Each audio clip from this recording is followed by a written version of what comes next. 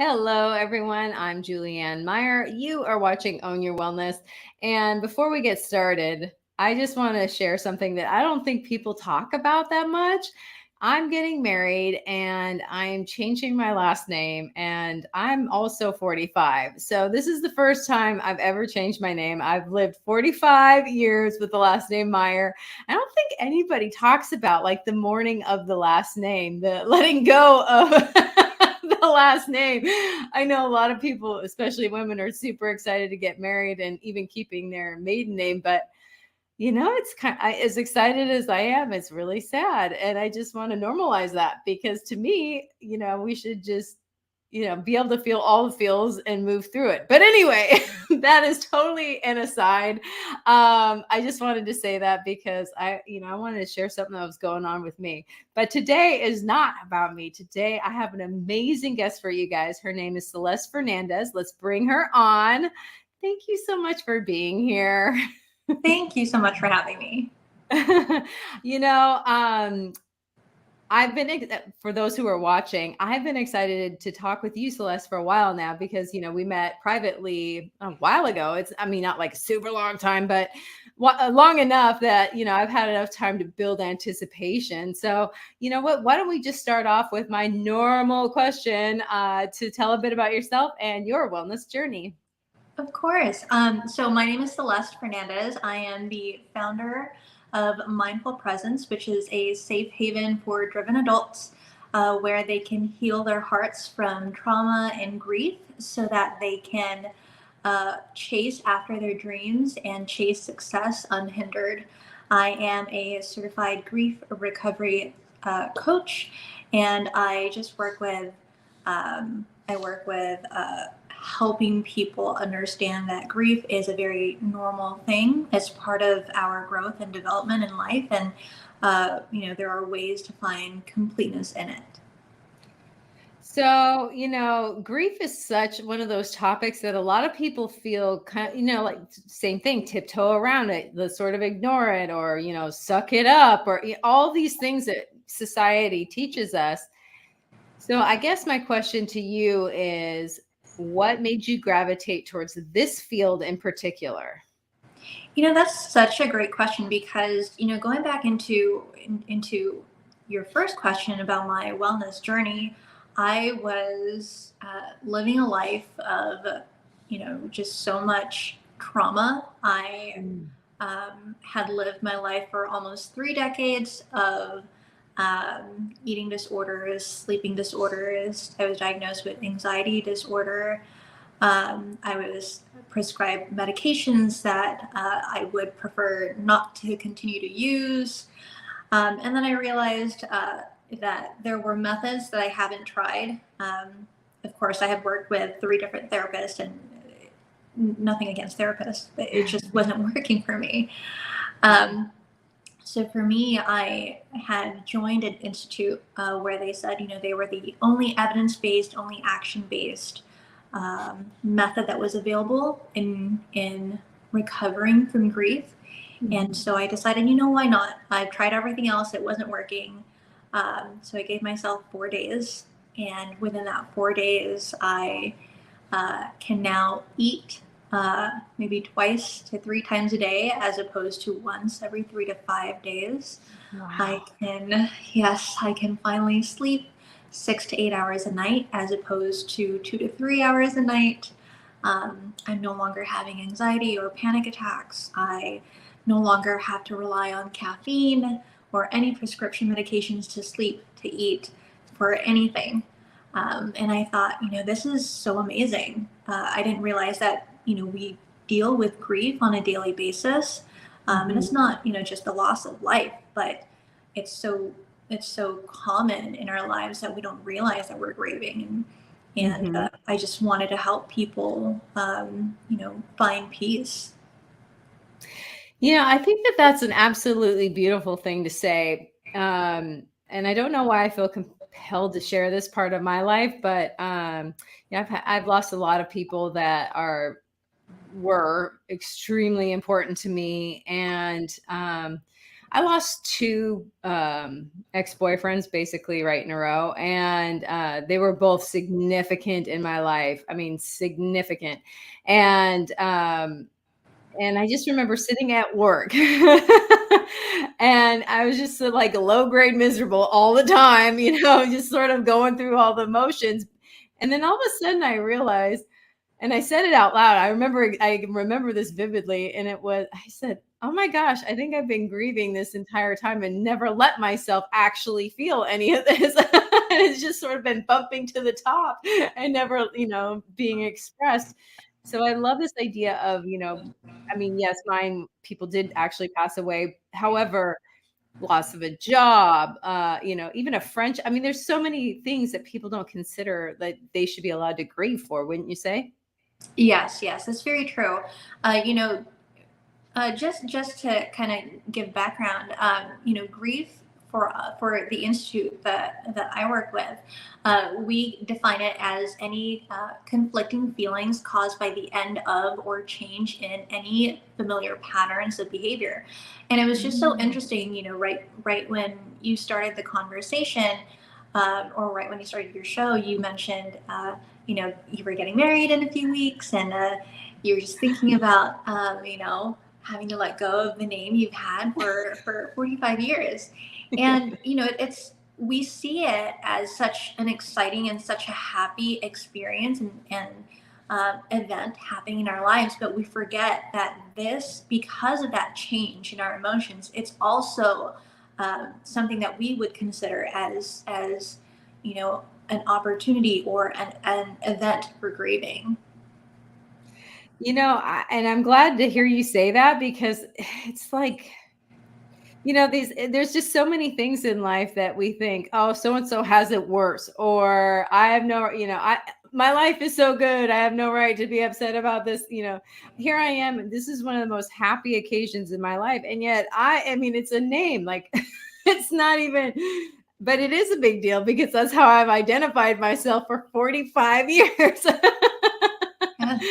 you know so I love that definition of grieving because it is all encompassing and it honors Yeah. those emotions and things that we're going through. It gives us permission to be, like, feel the feels.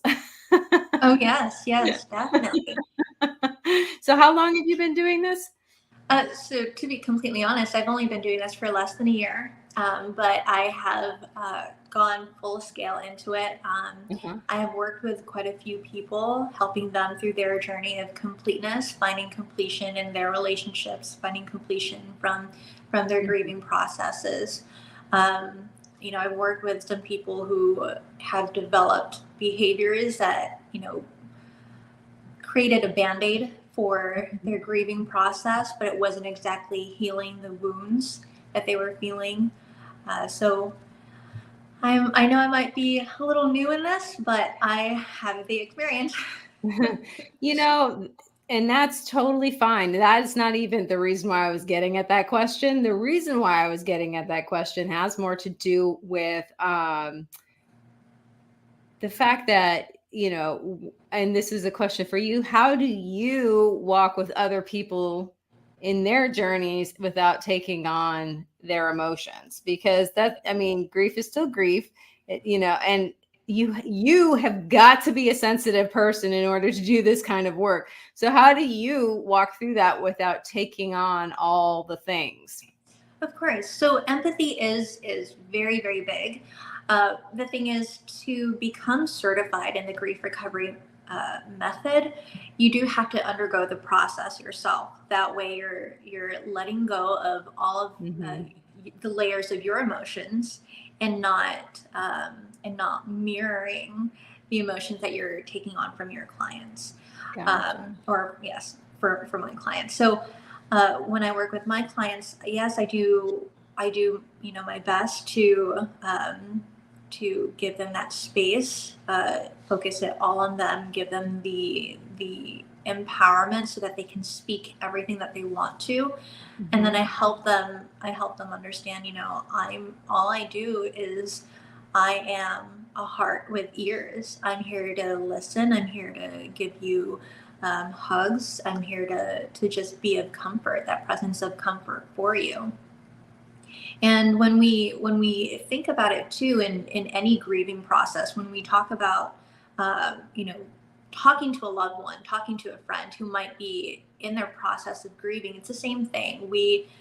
If we are in a good space where we are complete with our emotions and our own grieving processes or traumas, we can say with authenticity, I can't imagine what you're going through, but you're not alone. I love you. You are so loved, and I'm here for you. I'm here to listen. I'm here to just be of comfort. I love that so much. You know what I was thinking too, as you were sharing, was that, and this is a personal preference, but I think I would rather work with you than somebody who, maybe has been doing this for a super long time, simply because, it's kind of like when in addiction, because I used to work in the addiction field, you hear these, they're called old timers.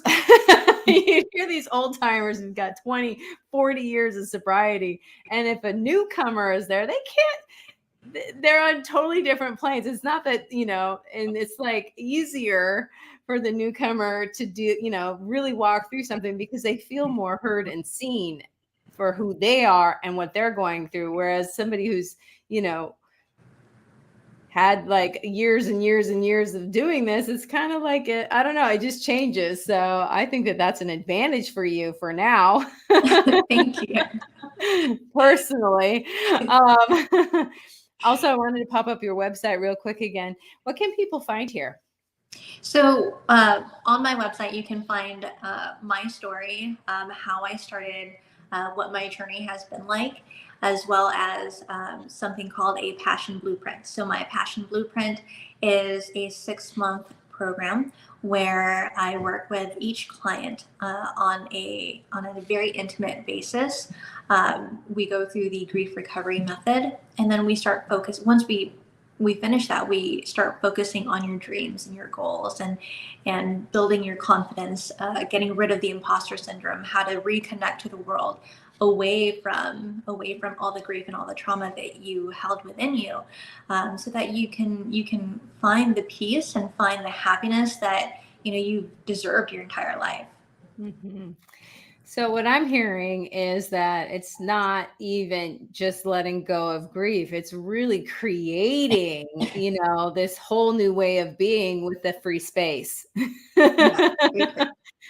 Yeah, that's something that oh, bless you. That's something that take your time. I'll chat while you're doing while you're recovering. What I was going to say though was that when it's like habits, and I'm not saying that grief is a habit, but you do get used to feeling a certain way, and you sort of your neural pathways start to build in the same respect. So when you take away an activity, take away something, there's like this void. So to be able to fill that with something instead of by default, that's pretty amazing. I think that is such a beautiful thing that you're doing with people, because yeah, oh my gosh, that must be exciting. So that probably helps too with your mental health. Because it's not all, well, you're not a therapist. It's not the same thing as being a therapist. Yes, we're very different. Yeah, when it comes, again, nothing against therapists. Therapists are great. Excuse me. They focus on diagnosing, and of course they're clinicians. But the biggest difference between a coach and a therapist is a therapist will focus on your past and the reasons behind your behaviors, whereas a coach will focus on your future and how to get you there. So what I do is, I use something called timeline therapy, where I go back in time, differentiate the positives and the negatives of different events, and then we break down what behaviors were brought on because of grief, because of trauma, and how long it's been affecting you, and how we can start to heal from those different behaviors. Which is, going back into what you said, we don't realize that we develop these behaviors. And I've worked with people who have developed drinking issues, or they've developed eating disorders such as myself, or they've developed substance abuse and substance abuse behaviors. And it wasn't until they've gone through the process, they've gone through the method, that they realized, I actually don't need to rely on that. Mm-hmm. And people forget, these things, these behaviors are only short-term reliefs. If you want something more permanent, you have to, be willing to face the events that you went through in the past. Mm-hmm. And completely address it with your heart and with your mind, and put in the action work for it. That's beautiful. I'm curious, since you mentioned timeline, have you ever had the opportunity to do it with horses? With horses? Yes. Okay. So, I know this is really exciting. So when I worked in addiction recovery, we did equine therapy, and one of the equine therapy, they weren't always the same, but they would do a timeline, and the client would pick a horse, and they put out cones, and they walk through their timeline with the horse, and there's other ones in the corral with them. But here's the fascinating thing about it is anytime that the person would start sharing about something traumatic, something sad, something that they had a lot of grief about, all the horses would come and circle around the person every time. It was the most amazing thing ever. Don't tell me horses aren't cool. I know, but that just shows, and the reason, one, because it's cool, is why I brought it up. But the other reason too, is it just shows that we're all energy, because it's not like the horses could hear and understand what she was saying verbally, but they could feel her, So I just thought that was interesting that, the horses would, and also match your heartbeat. They match your heartbeat too. So that's pretty cool. Yeah, horses are amazing. Yeah, if you ever get a chance, maybe try that sometime, because it's pretty powerful, and it doesn't take like a special horse or anything to do that. It's just horses. Oh, wow. I have to look into that. Yeah, look into it. It's really cool. And anybody who's watching, it's pretty amazing. We do need to go to a commercial break, so we're going to be back in just a minute. And for those of you who are watching us live, thank you so much for being here. As I mentioned, it is commercial time. So we're going to be back in just a minute. When we come back, we're going to continue the conversation about creating your own life and dealing with grief.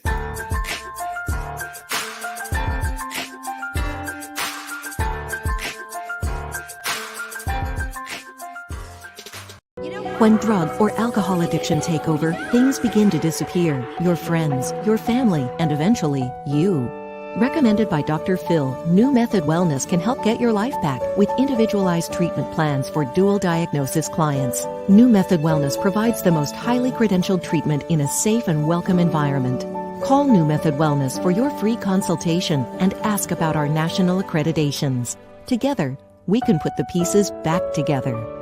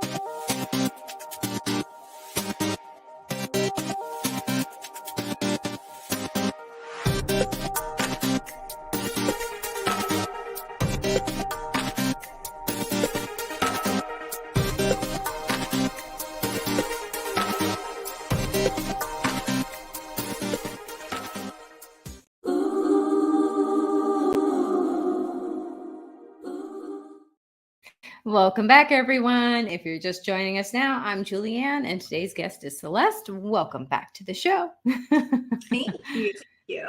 So glad to have you here today. So anyway, before the commercial break started, I was talking about, creating your own life. And, even in the title of your offering, passion, like, what does that mean to you? What does it look like to create something? Because I think so many people are just okay with the status quo, or, what's the saying? The enemy of great is good. But why not really go for it? So what does it mean for you? So for me, passion is, finding the thing that motivates you to start your day and get going. There's a quote that has always stuck with me since I was very young, and it was, I became who the world wanted me to be instead of who the world needed me to be. And from a young age, I have always been part of a culture where, as a woman, we're very submissive. We follow what our parents say or what our partners or spouse says. So I followed a career that I was not passionate about, but I did it because I was obedient. So it took me 12 years of changing careers, trying to find myself, to finally waking up one day and finally saying, you know what, I have finally found what my calling is. And my calling it ended up being what I was very passionate about. And it was, in service of other people and in service to changing the world and making it a better place for the next generations to come.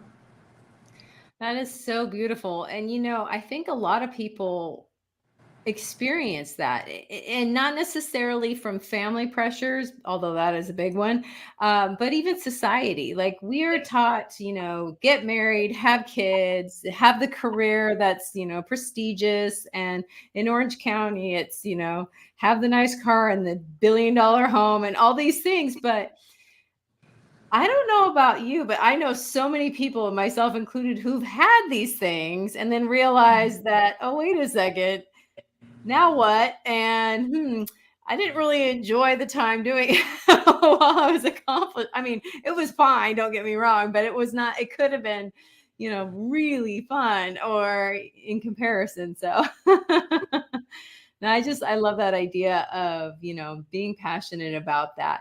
Now, I'm assuming too, you don't mean like there's no bad days or there's no, negative things or anything like that, do you? No, okay. So the way I see it is there's no such thing as bad days. It's just days of feedback. Yes. So regardless of whether or not you're chasing after your passions or you're doing whatever it is that you want to continue to do, it all comes down to whether or not you want to wake up today and say, is this all there is? Do I have to do this again? It's instead of doing the rinse and repeat, we want to make sure that we're escaping the mundane and we're doing something that sets our soul on fire. And in order to do that, we have to first free ourselves from the chains of, what is holding you back. And usually the thing that are holding us back is nervousness or anxiety or fear. And that all stems, again, coming back from your trauma or from grief. And so, in order to wake up and finally say, yes, I'm motivated. Yes, I know that I'm going to have a beautiful, productive day, regardless of it being a day of feedback. Mm-hmm. I know that, I'm going to find happiness in doing it. I'm sorry, but I got to say thank you for reframing that as feedback, because as an entrepreneur myself, there's days that are full of feedback. But when you reframe it in that way, first of all, it takes the sting out, at least for me. It's just information. It doesn't have to be personal. Oh my gosh. Yeah, you know what? That was a gem and a half. If I had a little bell, I would ring it right now and point that out. My goodness, that is such what a great way to reframe it, you know? Oh my gosh. So, for people that are walking through some of the more difficult times or they're receiving a lot of feedback or, because life is full of peaks and valleys. It's just how it is, and it's what makes it interesting. An adventure. I always think of it as almost like a video game where I'm playing and I'm not going to like every single level, but I'm still going to keep playing because ultimately it's fun. But for people that are, maybe struggling or, not really enjoying how things are going, and they're kind of in that moving from one place to another, like walking through something. What are some things that maybe people can do to, center themselves or kind of remind themselves that, hey, you know what? I got this. I'm going to be okay. Yeah. So there is another saying where I believe it's called regression to the means. And it basically means that, the universe or life itself will always do its best to maintain a sense of balance. Excuse me. It's allergies. It's allergy season. But yeah, so life itself will always try to find its center. So yes, we understand that, there might be days of feedback. Mm-hmm. But it's not always going to be like that. It's just a matter of how you're going to make today worth the day you want to remember tomorrow. I like that. Yes, of course. When it comes to grief, it's never okay to tell someone, grief just takes time, and you got to be strong and be strong for others. For someone who I'm sure if you have grieved, those are some of the worst things. I'm sorry, but I don't mean to interrupt, but when I was 14 years old, my mom passed away and people were telling me, it'll get better with time. I'm like, listen, she died yesterday. Okay. This is maybe a little too soon. Like, what's wrong with you? Sorry. Woo. Yes, I'm sorry. Anyway, you were saying. First, I'm really, really sorry that you lost your mom at such a young age. But it's that's. I'm sorry that you also had to hear that. It's just not Repeatedly. Yes, it's so we have these myths, right, of how we handle grief. From a very young age, we're told we're conditioned that when you're grieving, you're told don't feel bad because grieving, you just need time. You need time to heal, or you've got to be strong for the rest of your family members, or be strong for this person you love, so that they're no longer very sad. So we're basically told, not directly, but we're told that grieving is bad. Mm-hmm. And when we think about it, grieving is, a completely normal and natural process of just living life in general. One, even if time passes, the pain of that grief that we felt, for you when you were 14, I'm sure the pain is still there. The pain of losing someone is still there.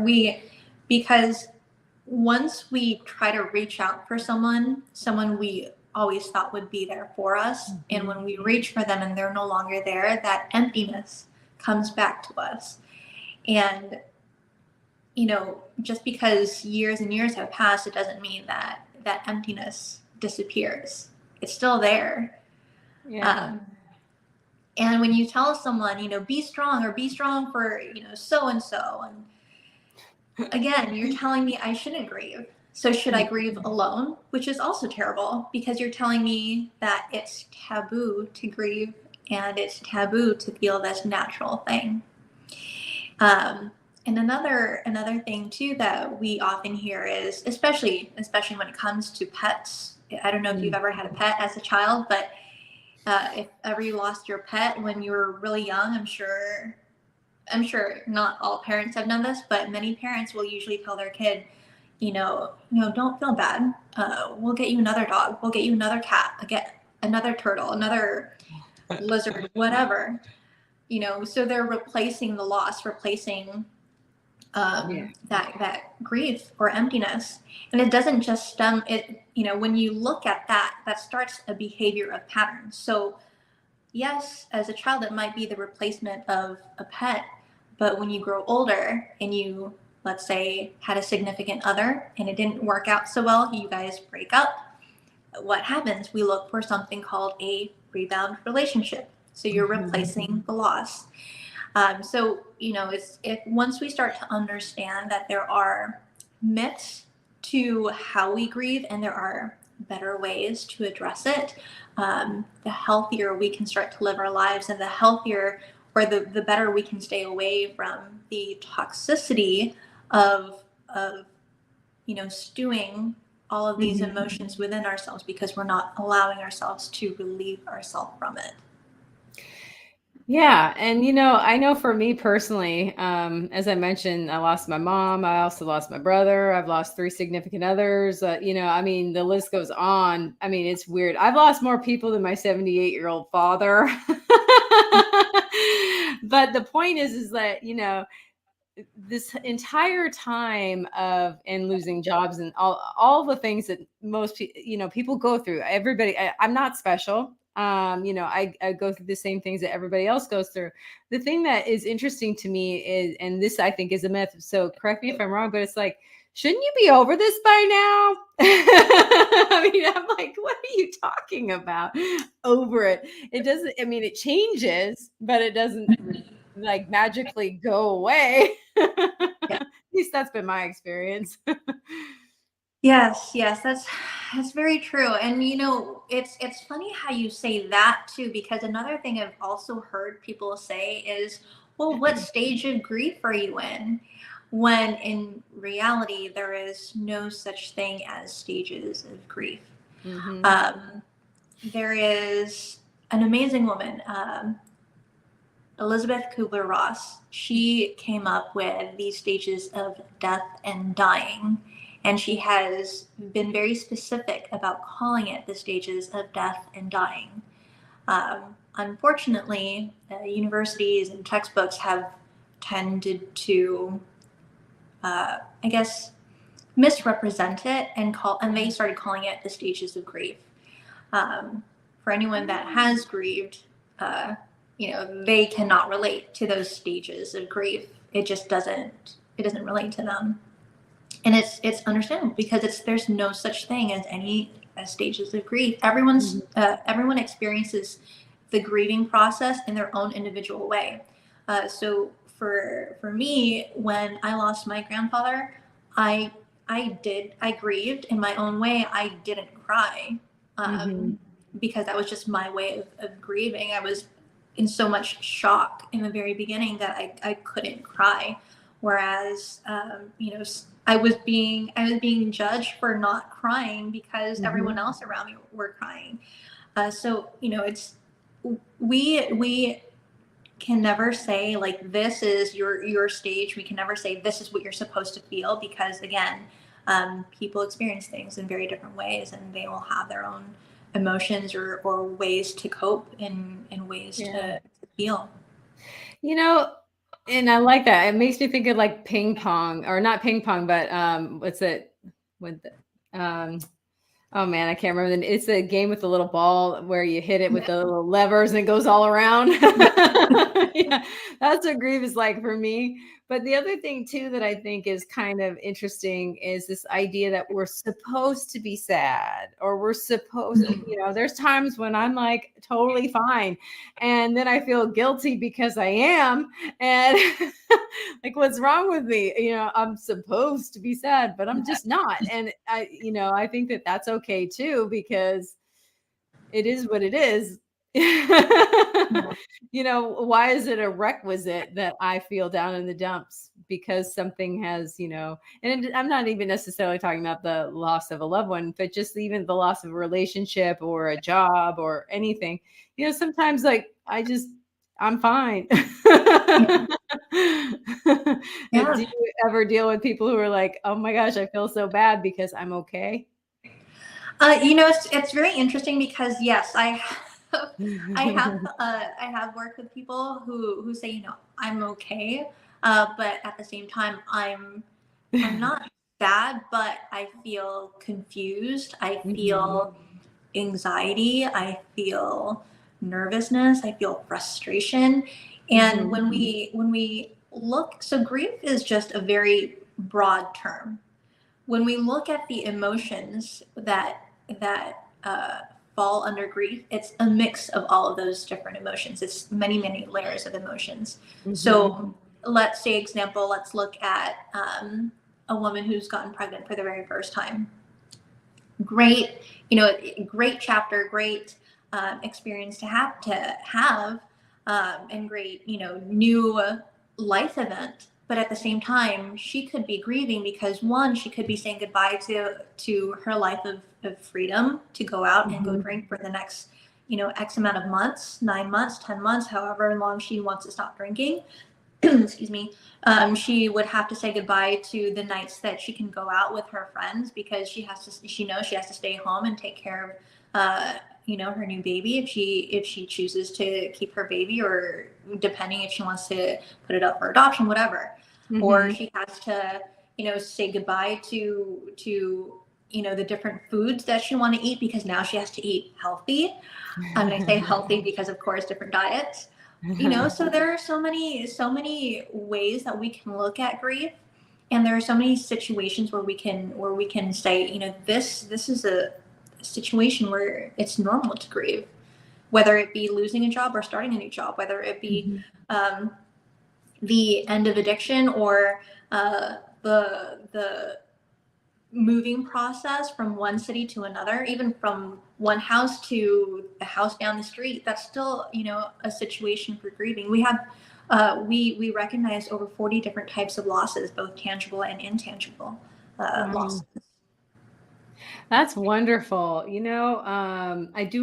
want to continue talking about that, but we do have to go to a commercial break one more time. So we'll be back in just a minute. So when we come back, we're going to continue on this conversation, and because I just find it absolutely fascinating. I kind of think of grief now as more of an upheaval of emotions and things, and like whatever falls out. But anyway, it is time to go to commercial. So we're going to be back in just a minute.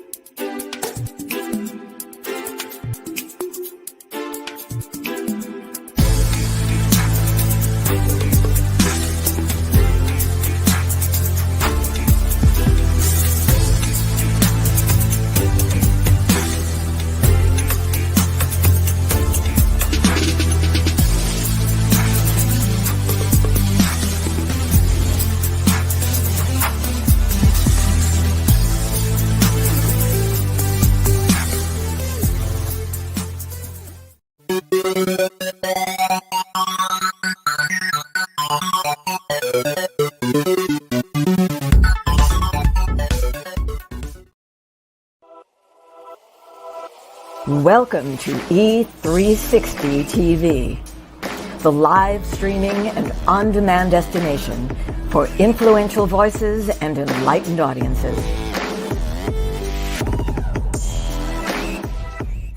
We offer trending, grassroots, and purpose-driven content across a diverse range of interests. E360 TV is more than just watching programs. We offer the ability to interact with live shows connecting audiences to real, authentic influencers and storytellers while streaming to millions of devices.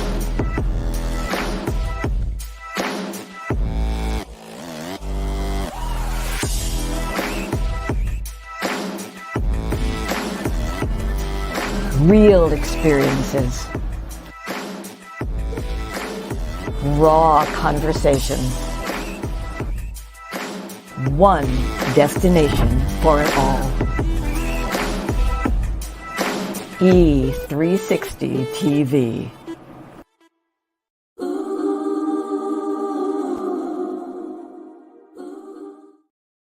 Welcome back, everyone. Let's bring our guest back. Celeste, welcome back to the show. So glad, as I've said before, to have you here.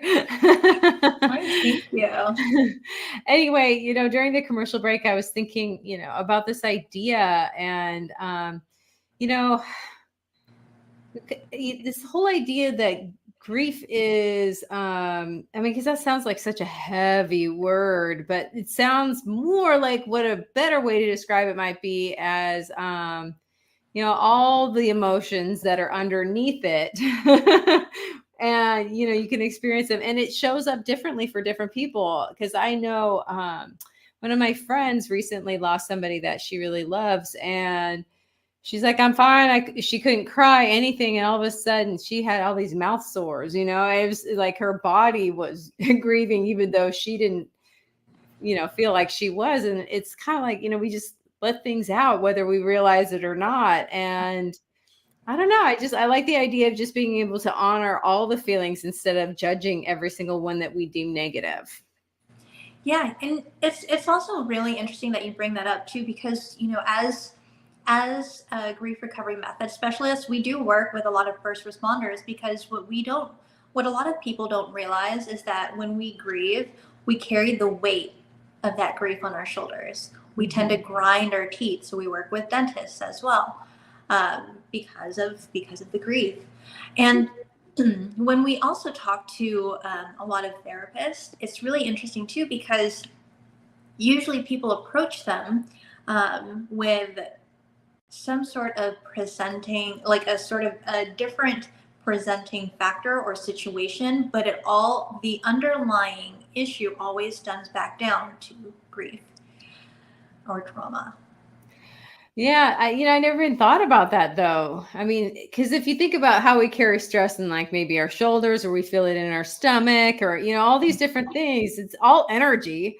So, and then if you think about the weight of grief, it would make sense that you would grind your teeth. I never even thought about that. That's absolutely fascinating to me. It makes perfect sense.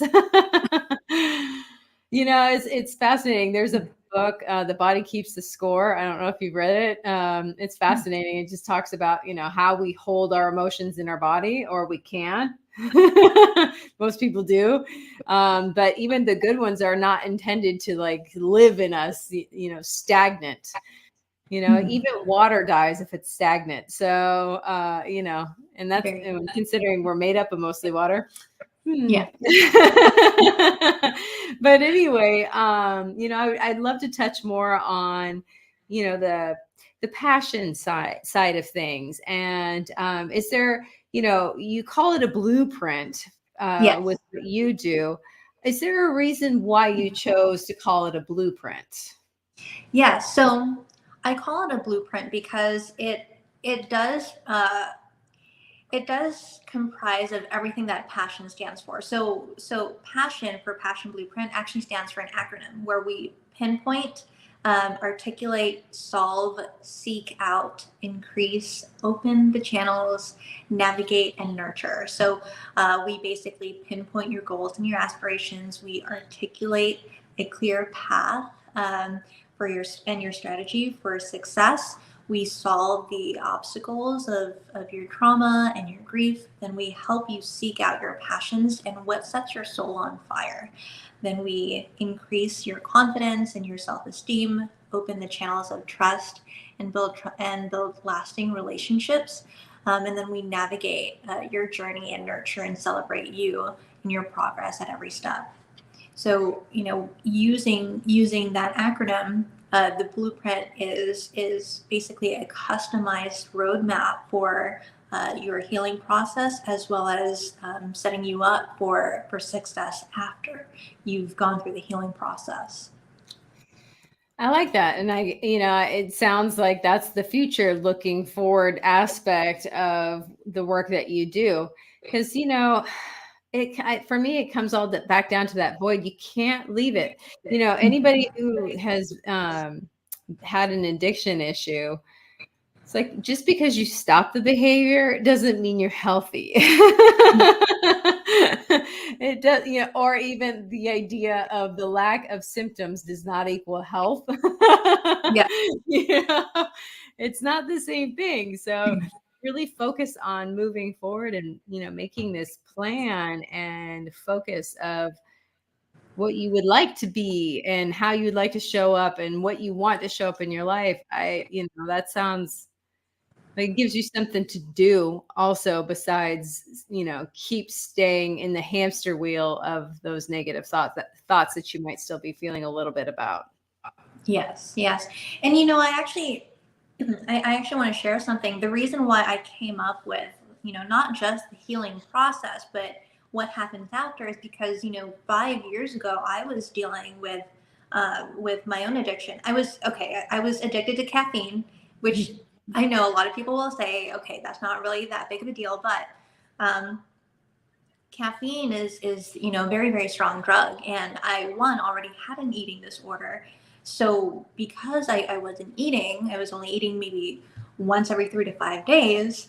What I did was to supplement myself and my body is I would drink 4 shots of espresso in the morning, right when I wake up at 4 in the morning, and then 4 shots of espresso in an Americano at 8 a.m. And then I would drink, a bottle of coffee from Starbucks for lunch. And then at 2 p.m. I would try and bring back my energy up and drink a can of maybe Monster, and then drink a Rockstar at 5 p.m. because I felt like my energy was waning. So, can you imagine all of that caffeine in my body for years and years until finally my body crashed. And what happened was the doctor said, okay, no more caffeine for you, not for a very, very long time. Everyone has to get on board. So I wasn't allowed near any caffeine for a very long time in any place I went to. But at the same time, just because I stopped drinking caffeine, I wasn't supplementing my body. I still hadn't gotten the help that I needed, or I didn't do anything to help myself come out of an eating disorder. So, for 5 years after that, I was still dependent on maybe just water. Or if I wasn't drinking water, okay, I'll wait until I'm hungry in 3 days. So, it's one thing to say, let me stop the thing that's hurting you. It's another thing to say, let me help you continue on your way or on your journey. Yes. And, caffeine is a beast. And so I agree with you 100%. I turn into this crazy lady when I have caffeine. I can actually drink green tea and I'm okay with green tea, but if I bust out some coffee, woo, watch out. Like all of a sudden my road rage is fire. I mean, it is. And I'm like, oh, I had coffee. Okay. So, what's interesting too is people don't think about this, but when I worked in a rehab, these people are coming in with heroin, methamphetamine, marijuana, even alcohol, all these different drug type of addictions.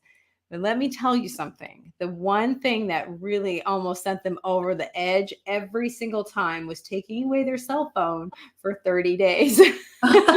That I'm not even kidding you when I say they would literally, you see them twitching and shaking with the idea of I can't have my phone for 30 days. Oh my gosh, people actually left because of that. And now that was one crazy addiction. Oh, that's crazy. Yeah, so you just never know. People might want to put down the caffeine addiction, but I'm I can't even imagine how shot your adrenals were. I'm so glad that you have, been able to consistently make healthier choices for yourself now. That is such an amazing, and I want to highlight that because that, that deserves celebrating, not just that you stopped doing, but that you are creating new habits and moving forward with healthier habits. I want to celebrate that part of it. Thank you.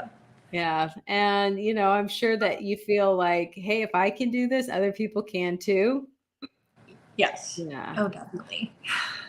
Yeah. Because I know for me, it's like, there's nothing special about every time I've done some amazing feat that other people are like celebrating me for. I'm just like, yeah, you could do it too.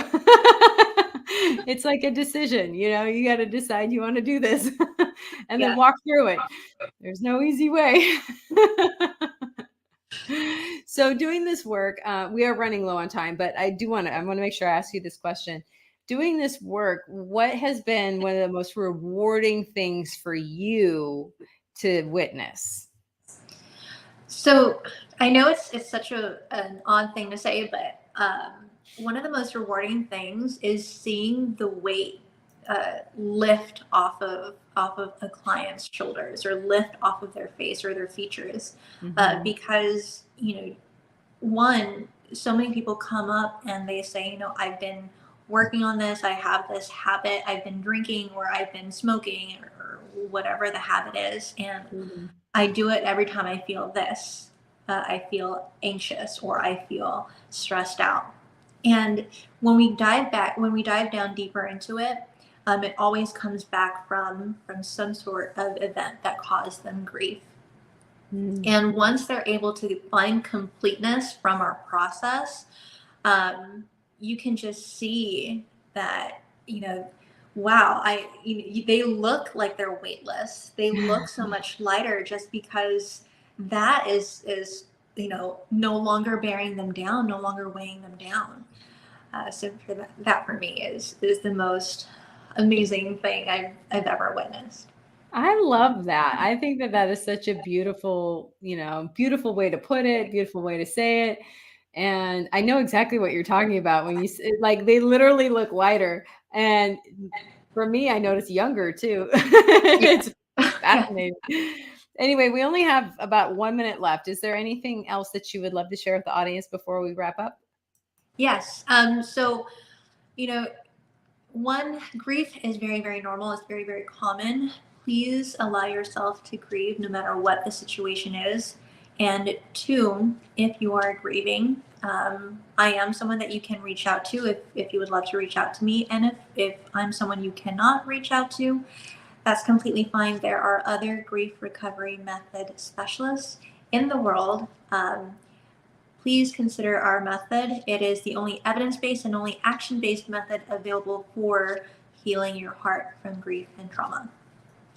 I love that. Celeste, thank you so much for being on the show today. I have enjoyed you immensely, and you have made my life better. So thank you for being here today. I appreciate you so much. Oh, thank you so much for having me. Thank you so much for giving me a platform to just talk about this. Absolutely.